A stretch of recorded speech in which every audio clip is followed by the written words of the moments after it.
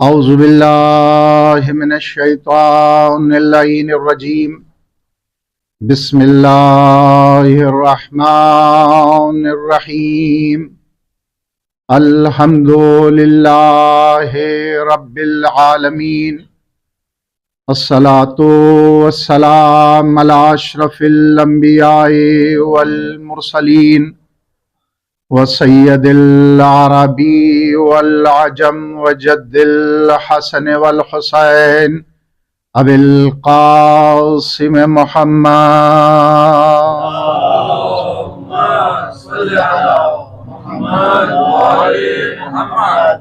واہل بیتہ الطیبین الطاہرین ولعنۃ اللہ علی اعدائہم اجمعین من الان الی قیام یوم الدین رب اشرح لی صدری ویسر لی امری واحلل عقدۃ من لسانی یفقہوا قولی اما بعد فقط سبحانہ وتعالی فی القرآن الکریم بسم اللہ الرحمن الرحیم انما ولیکم اللہ ورسولہ والذین آمنوا الذین یقیمون الصلاۃ ویؤتون الزکاۃ وہم راکعون۔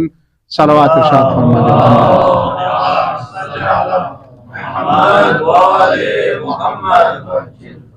ایک درود مجلس کی قبولیت کے لیے بآواز بلند ارشاد فرمائے۔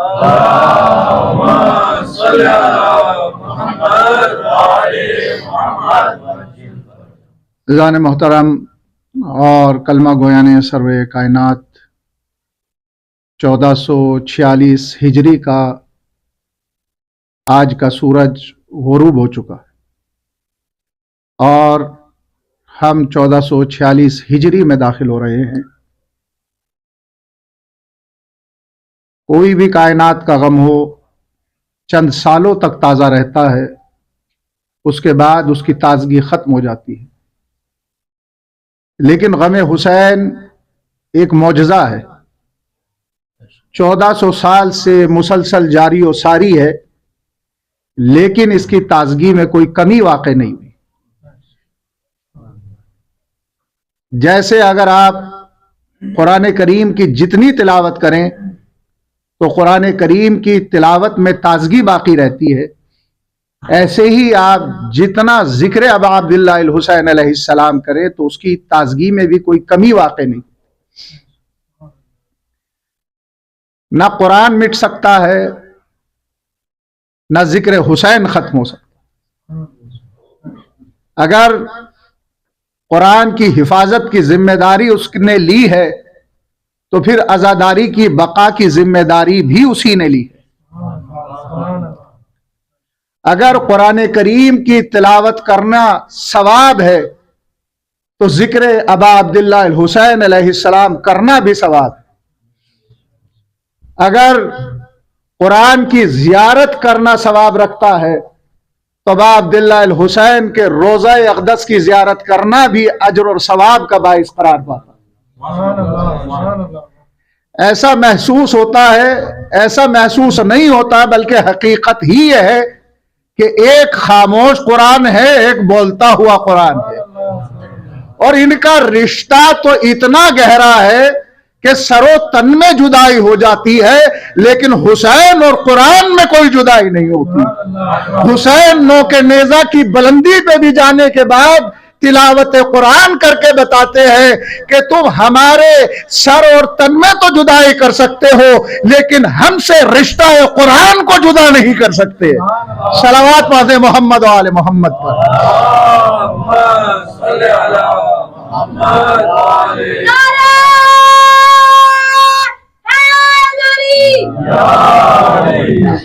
اور یہ حسین ابن علی کا احسان ہے کہ ہمیں مختلف ناموں سے یاد کیا جاتا ہے۔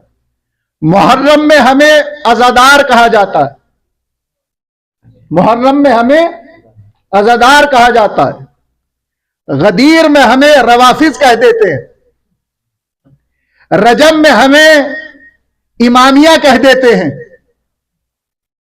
اور رمضان میں ہمیں جعفری کہتے ہیں۔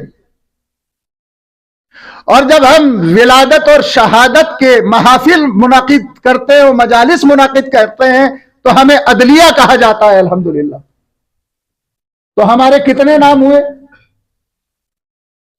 روافض ہمیں کہا گیا، جعفری ہمیں کہا گیا، امامیہ ہمیں کہا گیا، رافضی ہمیں کہا گیا. تو ہم بہت سطحی لفظ ہے لیکن کبھی کبھی استعمال کر دینا چاہیے اس لفظ کو بھی، جبکہ شایان شان نہیں ہے اردو زبان کے اتنا، لیکن کیونکہ عام زبان میں بولا جاتا ہے اور چھوٹے بچے بھی ہیں ان تک یہ بات پہنچ جائے کہ اگر کوئی ہمیں روافض کہتا ہے تو ہم چڑھتے نہیں ہیں، ہم برانگیختہ نہیں ہوتے، بلکہ اگر کسی نے ہمیں رافض کہا تو ہم مسکرا کے ٹال دیتے ہیں، کیونکہ ہمیں رافضی کی تاریخ معلوم ہے کہ جب دربار فرعون کے اندر جادوگروں نے اپنی رسیوں کو پھینکا اور پھر وہ سانپ بن گئے تو جناب موسیٰ نے اسی دربار میں اپنے عصا کو پھینکا تو وہ اژدہا بن گیا، اور جناب موسیٰ کے حکم سے اس اژدہے نے جادوگروں کی تمام رسیوں کو نگل لیا. اب موسیٰ چاہتے ہیں کہ اس عصے کی طرف ہاتھ بڑھائیں جو کہ اژدہا ہے، لیکن تاریخ بیان کرتی ہے اور تفسیر لکھتی ہے کہ حضرت موسیٰ علیہ السلام کوئی عام نبی نہیں ہے، ہیبت والے نبی ہیں جن کی ہیبت مشہور. نبیوں میں جس کی ہیبت مشہور ہو اس کے باوجود بھی تفاسیر لکھتی ہے کہ جب اژدہے کی طرف ہاتھ بڑھایا تو ہاتھ میں لرزہ تھا، حضرت موسیٰ کا ہاتھ کانپ رہا تھا، غیبی آواز آئی موسیٰ اپنے دستمال کو اپنے رومال کو عصا پہ اژدہے پہ ڈالو اور اسے اٹھا لو. رومال ڈالا، اژدہے کو اٹھایا تو عصا بن گیا. یہ موسیٰ ہیں کہ جس کی ہیبت مشہور، لیکن اژدہے کی طرف ہاتھ بڑھایا تو ہاتھ میں لرزہ ہے. لیکن یہ ہے وصی محمد، جھولے میں ہے، اژدر آیا ہے، علی کے ہاتھ میں لرزہ نہیں ہے، اژدر کو دو حصوں میں تقسیم کر دیا ہے. صلوات پڑھیں محمد و آل محمد پر.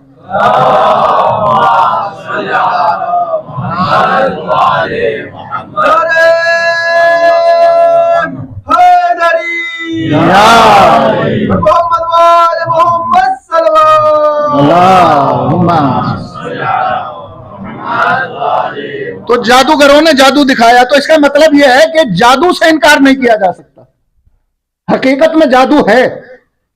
ہمارے اماموں کے سامنے بھی کیا گیا جادو، رسول پہ بھی جادو کرنے کی کوشش کی گئی، لیکن توجہ رکھیے گا جادو کرنے والا جادو تو کر سکتا ہے لیکن معصوم پہ جادو کا اثر نہیں ہو سکتا. توجہ رکھیے گا جادو کا اثر معصوم پہ نہیں ہو سکتا. تو جب جادو کا اثر معصوم پہ نہیں ہو سکتا تو پھر بخار کا اثر معصوم پہ کیسے ہو سکتا ہے؟ جب جادو کا اثر معصوم پہ نہیں ہو سکتا تو پھر ایک چھوٹی سی بیماری بخار کا اثر ذہن معصوم پہ کیسے ہو سکتا ہے؟ تو عزیزان گرامی جادوگروں نے جادو تو دکھایا. اب لوگ کہتے ہیں کہ مولانا فلاں نے جادو کر دیا، فلاں نے جادو کر دیا. میں یہ کہتا ہوں کہ اس دربار میں چلے آئے، سب جادو ختم ہو جائے گا، سب نظر بد ختم ہو جائے گی. آپ اس سائے میں آئے اور جادو ختم، نظر بد ختم، اور بدقسمتی بھی ختم. میں نے کسی تقریر میں صرف ایک جملہ عرض کیا تھا، وہ میں یہاں تشریح کر رہا ہوں. معصوم کی حدیث ہے کہ خوش نصیب ہے وہ شخص جو اس بزم میں بیٹھے کہ جس بزم میں ہمارے فضائل اور مصائب بیان کیے جاتے ہیں. تو خوش نصیبی کا معیار کیا ہے؟ اگر کوئی انسان یہ کہے کہ میں بد نصیب ہوں، میری قسمت اچھی نہیں ہے، میرا نصیب اچھا نہیں ہے، تو اس کے لیے لازم و ضروری ہے کہ وہ ایک ایسی محفل اور مجلس سجا لے کہ جہاں پہ محمد و آل محمد کا تذکرہ ہوتا ہو. یہی تو وجہ ہے کہ جب ہمارا چھوٹے سے چھوٹا بھی پروگرام کیوں نہ ہو حدیث قصہ پڑھی جاتی ہے اور اسی حدیث قصہ میں یہ اعلان ہوتا ہے کہ آپ یہاں سے اٹھ کے نہیں جائیں گے، آپ کی حاجتیں پوری ہو جائیں گی. یعنی اگر کوئی محمد و آل محمد کے فضائل یا مصائب کی مجلس میں آ کے بیٹھے تو بد نصیب بن کے آئے گا، خوش نصیب بن کے جائے گا. صلوات پڑھ دیں محمد و آل محمد پر. خوش نصیب بن کے جائے گا.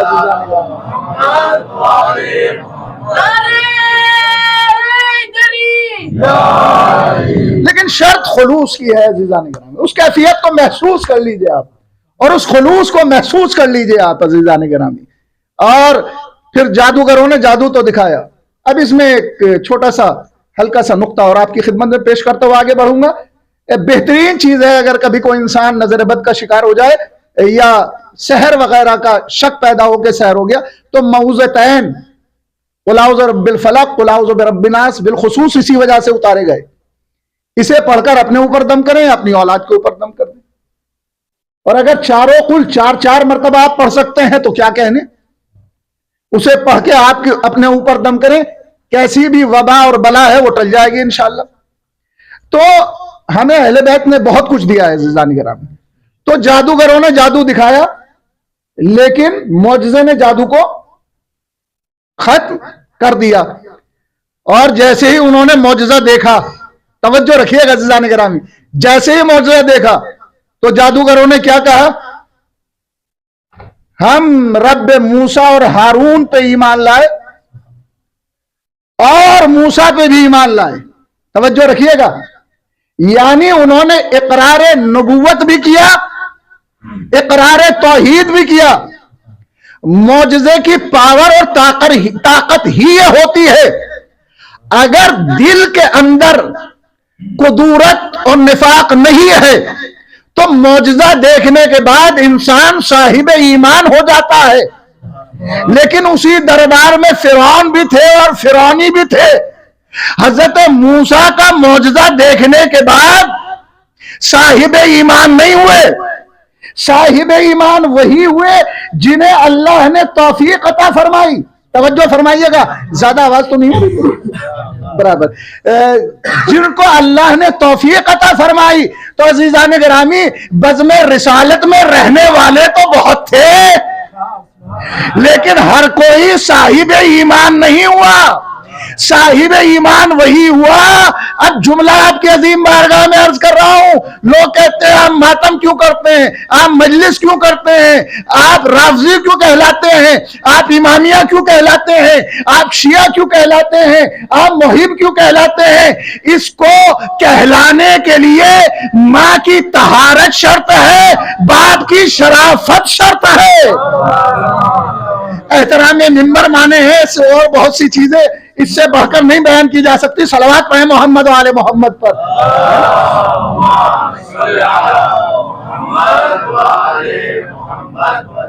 اور کیونکہ یہ شعور صرف اس قوم کے منبر پہ بیٹھنے والے کو نہیں ہے, اور ماشاءاللہ یہ بزرگ ہیں, صرف ان کو شعور حاصل نہیں ہے, یہ جو چھوٹے چھوٹے بچے بیٹھے ہیں ان کو بھی اتنا شعور حاصل ہے الحمدللہ. یہ جانتے ہیں کہ مجلس میں بیٹھا کیسے جاتا ہے, بولا کہاں جاتا ہے, خاموش کہاں رہ جاتا ہے, سبحان اللہ کہاں کہا جاتا ہے, گریہ کہاں کیا جاتا ہے, نعرہ کہاں لگایا جاتا ہے, درود کہاں پڑھا جاتا ہے. ارے جس قوم کے بچے اتنے باشعور ہو تو اس قوم کے بچے کو ماشاءاللہ یہ ادب آتا ہے اور تہذیب سے واقف ہے الحمدللہ.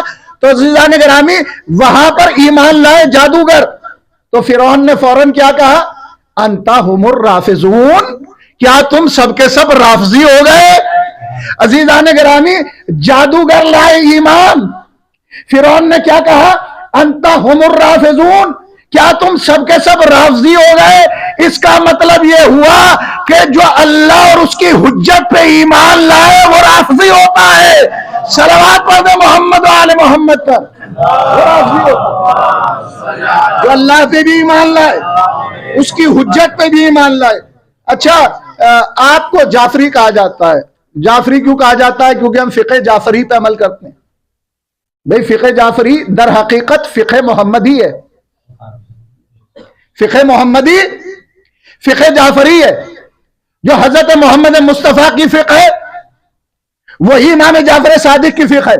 لیکن امام جعفر صادق نے فقہ محمدی پہ اتنا عمل کیا اور اتنا پھیلایا کہ فقہ محمدی فقہ جعفری کہنے جانے لگی. اور ان کے جتنے بھی امام آئے، جو ان کا سب سے بڑا فرقہ ہے، مجبوری سمجھیے گا، وہ بھی فقہ جعفری کے 100 سال کے بعد وجود میں آیا. تو ہم جو کہتے ہیں ہمارے بڑے بھائی، تو یہ ہمارے بڑے بھائی نہیں ہے، ہمارے چھوٹے بھائی ہیں. کیوں؟ اس لیے کہ اگر فقہ کے اعتبار سے دیکھیں تو ان کی فقہ بھی 100 سال کے بعد وجود میں آئی، اور اگر غدیر اور ثقیفہ کے اعتبار سے دیکھیں تو غدیر پہلے ہے، ثقیفہ بعد میں ہے. صلوات پڑھیں محمد و آل محمد پر.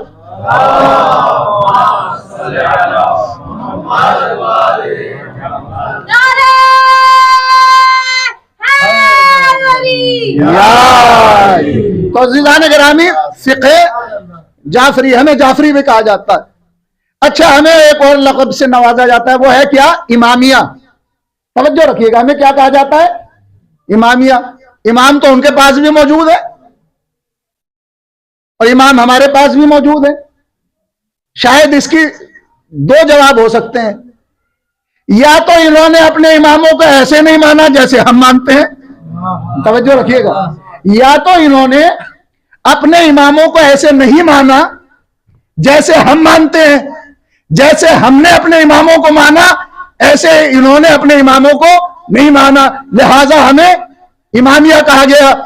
یا پھر یہ بھی ہو سکتا ہے جیسے امام ہمیں ملے ایسے امام انہیں نہیں ملے. صلوات پڑھیں محمد و آل محمد پر.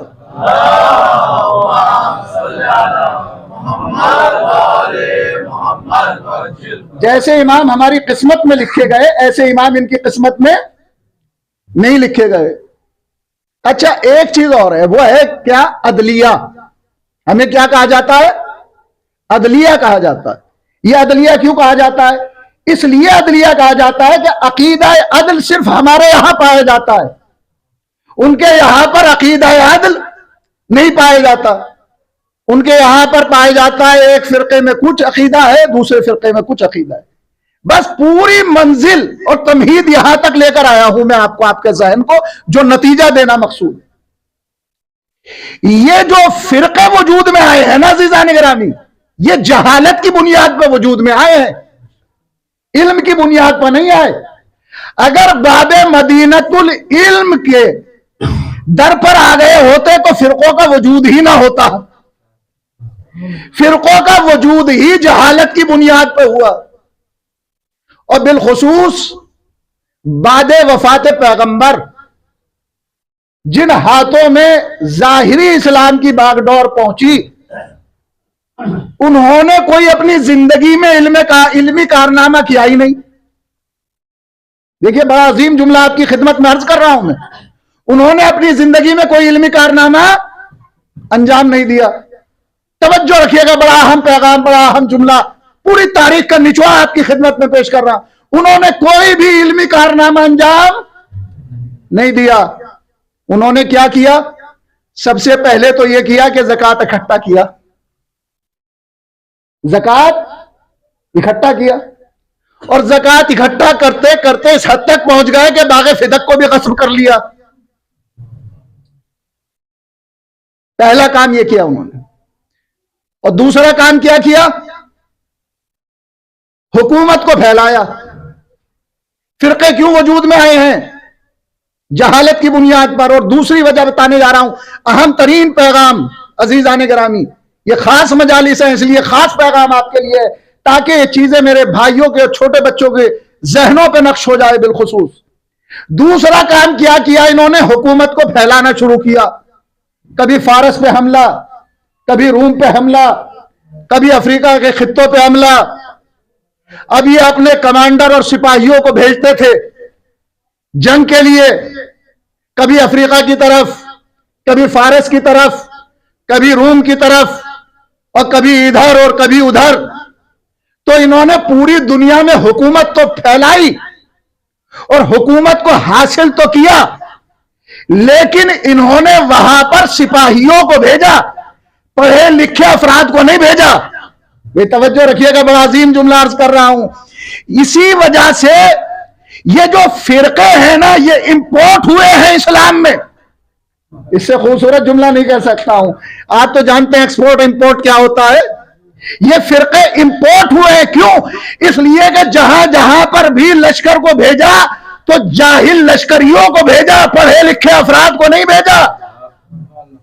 جاہل لشکریوں کو بھیجا، پڑھے لکھے افراد کو نہیں بھیجا. فارس کو فتح کیا، حکومت کو پھیلایا، روم کو فتح کیا، افریقہ کے ممالک کو فتح کیا. تو ان کا مقصد تبلیغ دین نہیں تھا، مال اکٹھا کرنا اور حکومت پر قبضہ کرنا تھا. یہی وجہ ہوئی کہ وہاں پہ اولی الامر کے معنی امام نہیں لیے بلکہ بادشاہ لیے، اور معنی یہاں تک پہنچائے کہ وہ خارج نہیں کر سکتے. جو بھی بادشاہ ہے وہ اولی الامر، چاہے وہ مسلم ہو کہ غیر مسلم. اگر میں کہوں اپنی زبان میں، انہوں نے تو مودی کو بھی اولی الامر بنا دیا ہے. صلوات پڑھیں محمد والے محمد پر. جو بھی بادشاہ ہے وہ اولی الامر ہے، وہ کافر ہو، وہ منافق ہو، وہ مشرک ہو، وہ یہودی ہو، وہ عیسائی ہو، جو بادشاہ ہے وہ اولی الامر ہے ان کی نظر میں. تو میں نے ایک جملہ کہا، انہوں نے عقیدے کو امپورٹ کیا تو فرقے وجود میں آئے. توجہ رکھیے گا، بڑی محنت سے میں آپ کی خدمت میں پوری تمہید اور یہ پوری تاریخ کے خون کو نچوڑ کے آپ کی خدمت میں پیش کر رہا ہوں. تو جو لشکری وہاں پر گئے الگ الگ خطوں میں، تو انہیں بھیجا جاہلوں کو. تو بہرحال انہوں نے فارس پہ قبضہ کر لیا، روم پہ قبضہ کر لیا. لیکن جب وہاں سے پلٹ کے آئے تو وہاں کی تہذیب کو لے کر آئے، اسلامی کلچر کو وہاں چھوڑ کر نہیں آئے. بڑا عظیم جملہ کہہ رہا ہوں اور آسان کر دیتا ہوں، اتنا آسان کر دیتا ہوں کہ زندگی میں کبھی بھولیں گے نہیں.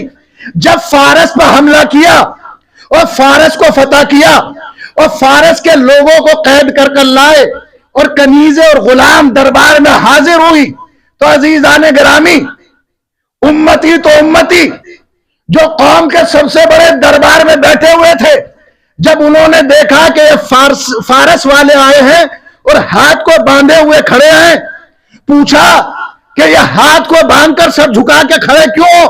کہا کہ جب ہم کسی بادشاہ کی خدمت میں جاتے ہیں تو ایسے ہی ہاتھ کو باندھ کے سر جھکا کر کھڑے ہوتے ہیں. تو بڑے نے کہا کتنی اچھی بات کہی، اگر کوئی بادشاہ کے سامنے جائے تو سر جھکا کر ہاتھ باندھ کر کھڑے ہو جاؤ، تو جو بادشاہوں کا بادشاہ ہے. تو عزیزان گرامی، انہوں نے فارس پہ تو قبضہ کر لیا لیکن امت کے ہاتھوں کو بدوا دیا. ارے کچھ کہہ گیا، صلوات پڑھیں محمد و آل محمد پر. یہ امپورٹ ہوا ہے عقیدہ، یہ امپورٹ ہوا ہے عقیدہ. اور آسان کرتا ہوں بات کو عزیزان گرامی، جب روم پہ فتح حاصل ہوئی، افریقہ پہ فتح حاصل ہوئی، گھر کے اندر کنیزیں آئیں، گھر کے اندر غلام آئے، تو انہوں نے اپنے کردار سے انہیں متاثر نہیں کیا، بلکہ اگر کنیز نے صبح میں آ کر کہہ دیا الصلاۃ خیر من النوم، تو اٹھنے کے بعد کہا کتنا اچھا جملہ کہا ہے، صبح کی اذان میں داخل کر دیا جائے. صلوات پڑھنا محمد آل محمد پر. تو یہ عقیدہ امپورٹ ہوا ہے اسلام میں، یہ عقیدہ آیا ہے، داخل ہوا ہے، یہ اسلام کا جز نہیں تھا. اس کے اندر ایک فرقہ ابھرا جسے جبریہ کہا جاتا ہے. یہ جبریہ کون سا فرقہ ہے؟ یہ جبریہ وہی فرقہ ہے جو کہتا ہے کہ جو بھی کراتا ہے وہ اللہ کراتا ہے، بندے کو کچھ اختیار نہیں ہے. اچھائی بھی اللہ کراتا ہے، بندے سے برائی بھی اللہ کراتا ہے. تو پھر انسان کی عبادت کا مزہ ہی کیا ہے عزیزان گرامی؟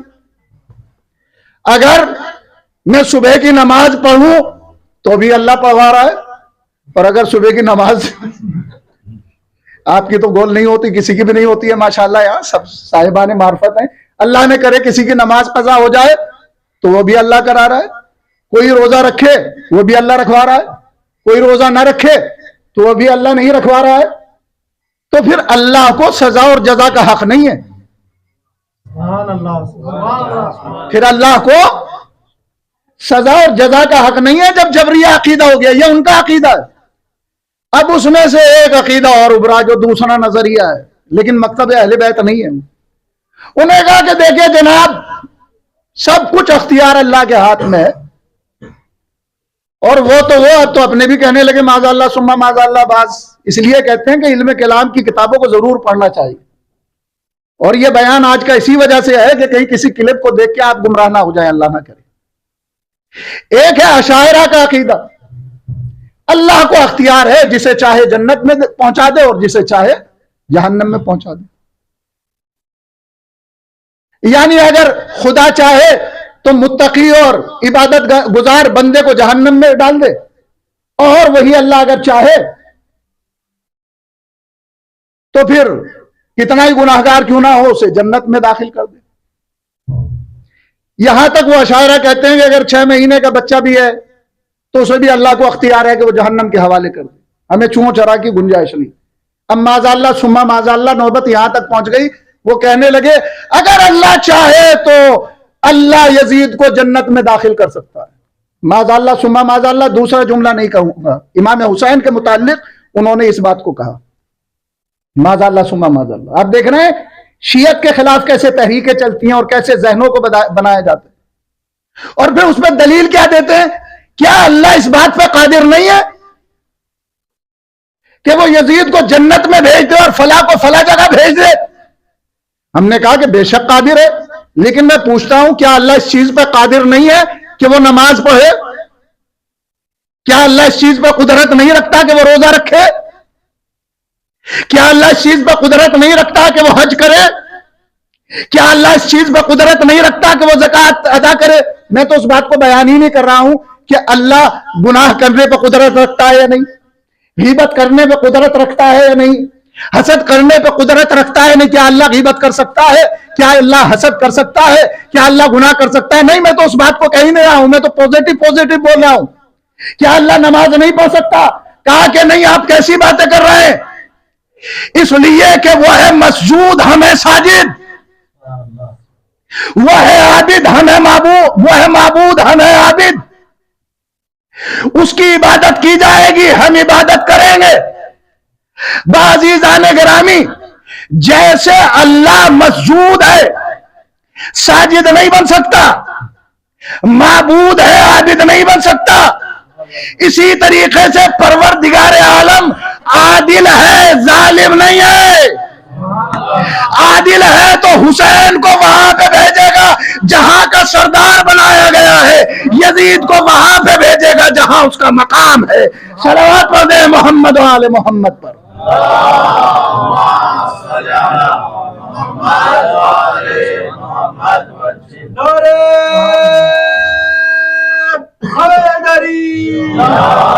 محمد وآل محمد بلند الصلوات.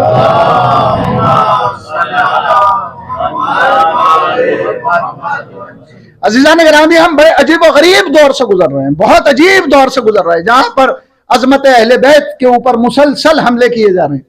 لیکن آپ کو معلوم ہے کہ ہمارا عقیدہ صحیح کیوں ہے؟ ہمارا عقیدہ صحیح کیوں ہے؟ ہر چیز میں الحمدللہ ہم لوگ اعتدال پسند ہیں. نہ ہم نے محمد و آل محمد کو حد سے بڑھایا ہے اور نہ حد سے گھٹایا ہے. ہم ہیں اعتدال پسند، نہ ہم غالی ہیں نہ مقصر ہیں، معتدل ہیں ہم. اور یہ عقیدہ جو ہمیں ملا وہ کیوں ملا؟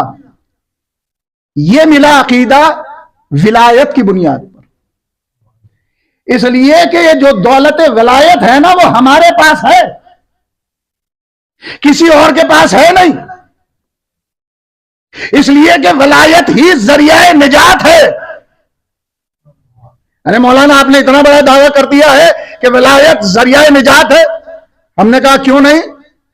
آپ تو ایک آیت کو بہت پڑھتے ہیں نا، وہ والے ادھوری پڑھتے ہیں، ہم کامل پڑھتے ہیں، جسے آیت الکرسی کہا جاتا ہے. اس کے آخری فقرے کیا ہے؟ اللہ ولی الذین آمنوا یخرجہم من الظلمات الی النور والذین کفروا اولیاءہم الطاغوت یخرجونہم من النور الی الظلمات. تمہارا ولی اللہ ہے، جو ایمان لائے ان کا ولی اللہ ہے. تو جب اللہ ولی ہے تو اس کا کام کیا ہے؟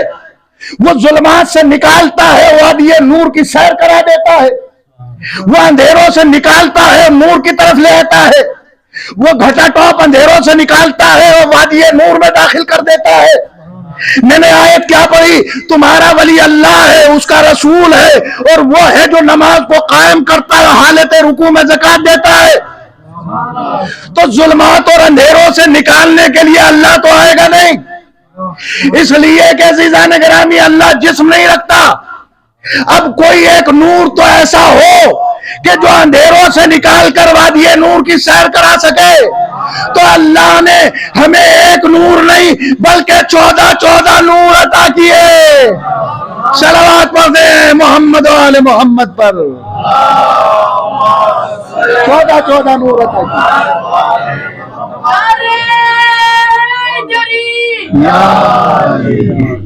یہ ہے ولایت کی طاقت۔ آپ لاکھ ادھر جانا چاہیں، یہ نور پکڑ کے آپ کو ادھر ہی لے آئے گا۔ یہ دنیا اپنی طرف کتنی ہی کیوں نہ کھینچ لے، آپ اور کسی بھی ملک میں چلے جائیں، آپ ایسی تہذیب اور ایسے ماحول میں رہنے لگے جہاں پہ دین اور شریعت اور اسلام کا نام و نشان نہ ہو، لاکھ آپ بھٹکنے کی کوشش کریں، لیکن اگر آپ کے دل میں عقیدہ ولایت ہے تو پھر وہ آپ کو اس جگہ سے نکال کر وادی نور کی طرف لے آئے گا۔ میں نے تو نہ جانے ایسے کتنے افراد اپنے بھائی اور بہنوں کو دیکھا کہ جو کچھ لمحے کے لیے کہیں کہیں بھٹکے، لیکن اس فرش ازا کی طاقت یہ ہے جیسے ہی محرم کا چاند نمودار ہوا، یہ نور کی صورت میں صراط مستقیم سے ہٹے ہوئے افراد کو کھینچ کر وادی نور کی سیر کرانے لگتی ہے۔ صلوات پڑھ دیں محمد و آل محمد پر۔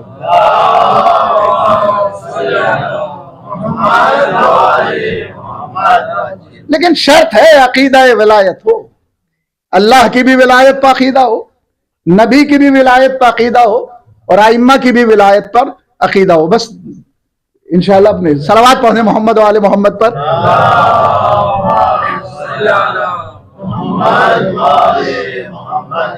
ایک اشکال اور آج انشاءاللہ، اور بس سفر کروں گا مصائب کی طرف اس سے۔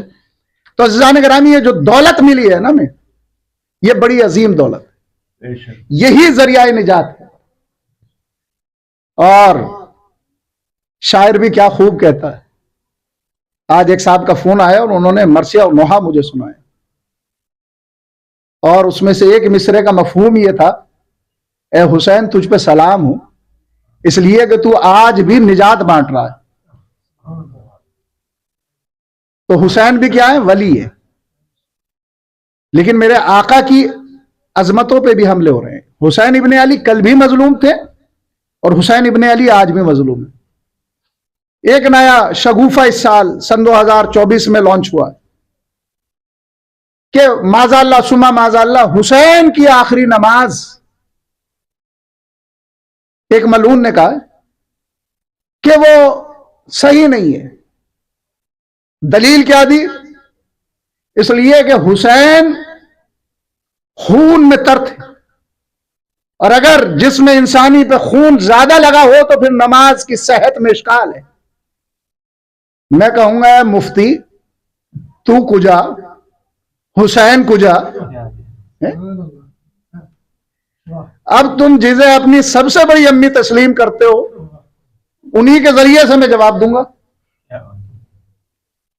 پہنچے ہیں وہ، ایک خاتون اور سوال کیا جا کے کہ آپ ہمیں رسول کی بیٹی کی عظمت بتائیں کہ ان کا مرتبہ اور وقار کیا۔ تو مسلمانوں کی والدہ نے کہا میں ان کی عظمت کو کیا بیان کروں جو کہ میری حد عقل سے بہت بالا ہے۔ سلت الظہر، اس کی عظمت کیا بیان کروں جس نے ظہر کی نماز پڑھی۔ وَوَلَدَ لِلْحَسَنِ، اور پھر امام حسن دنیا میں تشریف لائے۔ وَسُلَّتِ الْعَصْرِ، اس نے پھر عصر کی نماز پڑھی۔ عزیزان گرامی، کتنی بڑی عظیم چھوٹی سے جملے کے اندر پوری فضیلت بیان کر دی۔ دنیا کی کتنی بھی خاتون کیوں نہ ہو، جب بیٹا دنیا میں یا بیٹی دنیا میں آتی ہے تو اسے بھی پاک کیا جاتا ہے، माँ को भी पाक किया जाता है। ए मौलवी, जब तू दुनिया में आया तो न तू पाक था न तेरी माँ पाक थी, लेकिन जब इस घर की माँ इस दुनिया में अपने बेटे को लाती है तो वो भी पाक, उसकी औलाद भी पाक। और जब रसूल अल्लाह आका हुसैन के मौके पर एक मर्तबा आगे बढ़े और फरमाया लाओ मेरा लाल हुसैन को मेरे हवाले करो, तो एक मर्तबा कहती है कहने वाली या रसूल अल्लाह अभी हुसैन को गुस्ल नहीं दिया गया। एक मर्तबा सरकार रिसालत बनाने फरमाया तू क्या गुस्ल देगी जिसे अल्लाह ने तैयब व ताहिर किया हो, जिसके सर पर इन्नमा का ताज सजाया हो। सलावत पढ़े मोहम्मद व आले मोहम्मद पर।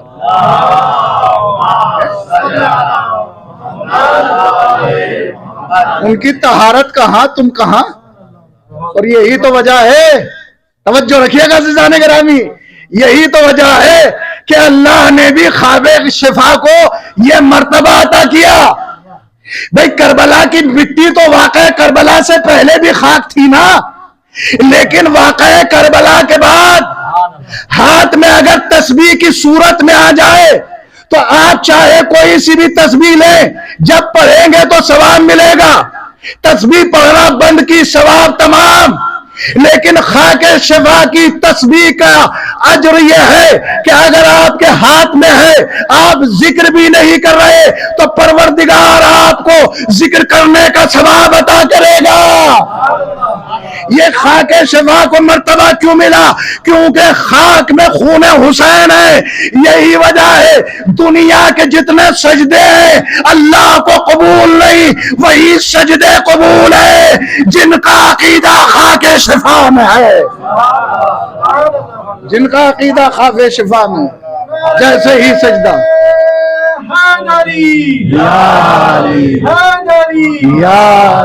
तो अज़ीज़ान गिरामी, जब खाके शिफा हमारे लिए इतनी अजीम है तो जिसके सदक़े में खाके शिफा बनी है तो उसका मर्तबा और रुतबा क्या होगा। और ये जुमला तो यजीद की फौज ने भी कहा था कि हुसैन की नमाज हुसैन को माज़अल्लाह सुम्मा माज़अल्लाह क्या फायदा पहुंचाएगी। इसका मतलब ये हुआ कि अगर कोई हुसैन की नमाज पर इश्काल कर रहा है तो वो पक्का यजीदी है। सलावत पढ़े मोहम्मद व आले मोहम्मद पर।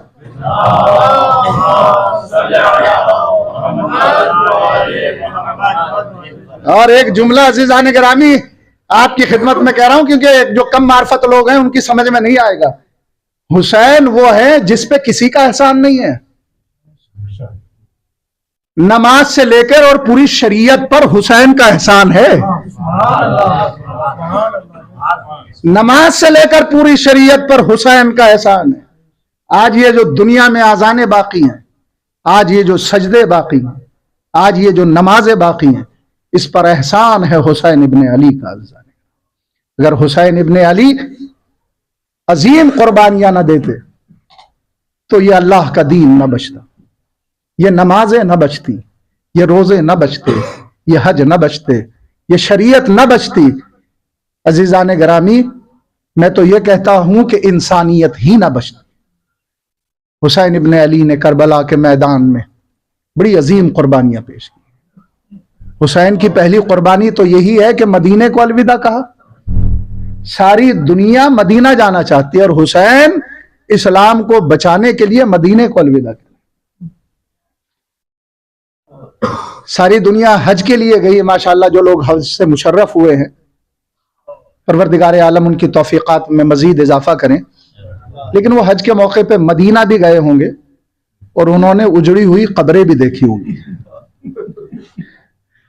और उन उजड़ी हुई कब्रों को देखने के बाद एहसास होता है कि आज जब अहले बैत इतने मजलूम हैं तो 1400 साल पहले मोहम्मद और आले मोहम्मद कितने मजलूम होंगे।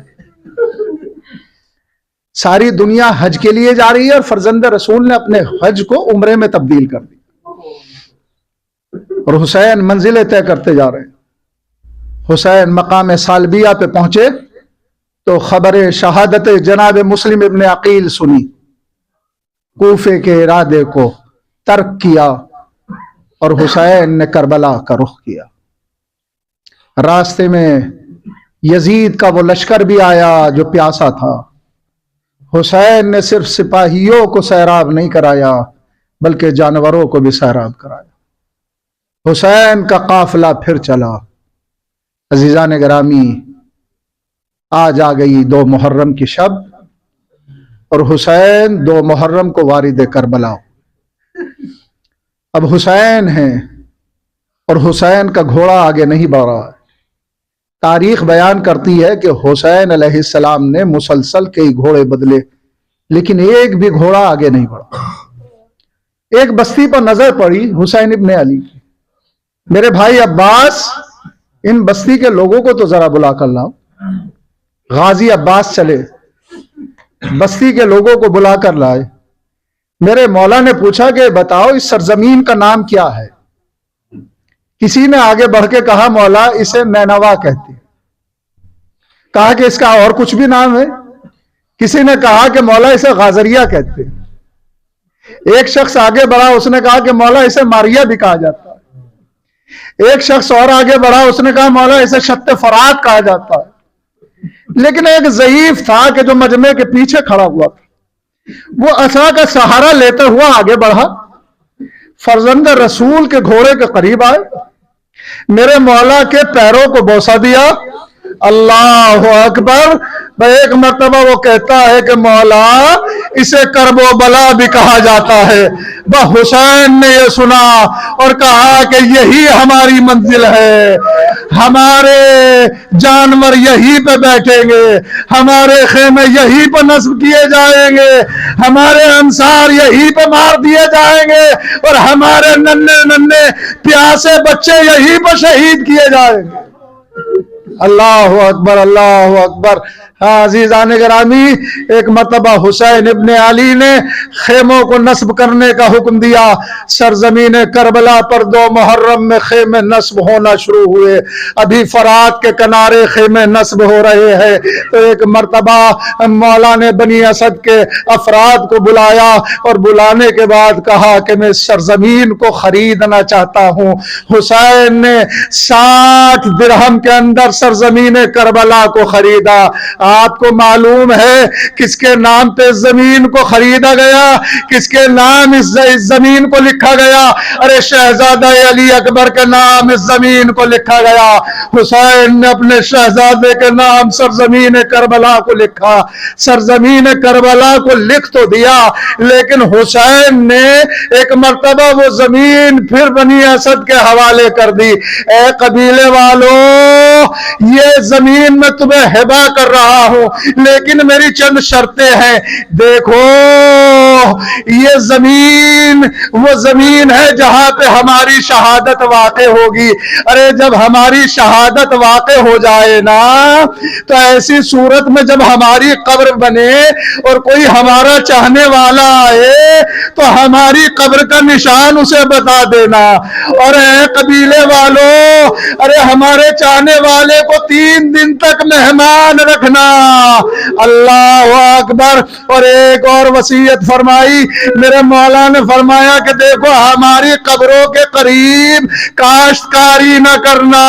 اور جب یہ قبیلے والے جانے لگے تو ایک مرتبہ میرے مولا نے فرمایا اے قبیلے والوں قریب آؤ۔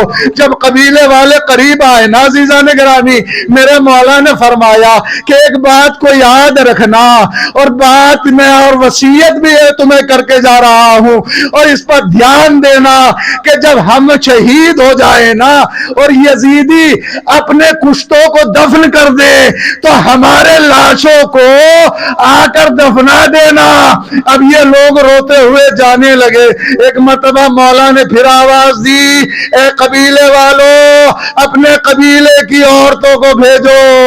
عورتیں آئی۔ ایک مرتبہ میرے مولا نے فرمایا ارے میں تمہاری شہزادی فاطمہ الزہرا کا لال ہوں، ارے میں زینب کا بھائی ہوں، اگر تمہارے قبیلے کے مرد ہمیں دفن نہ کریں تو تم پانی لینے کے بہانے آنا۔ ارے تم ہمارے لاشوں کو دفن کر دینا۔ خواتین بھی روتی ہوئی جانے لگی۔ ایک مرتبہ آقا نے آواز دی، خواتین ٹھہری، کہا کہ جا تو رہی ہو لیکن اپنے قبیلے کے ننھے ننھے بچوں کو بھیجنا۔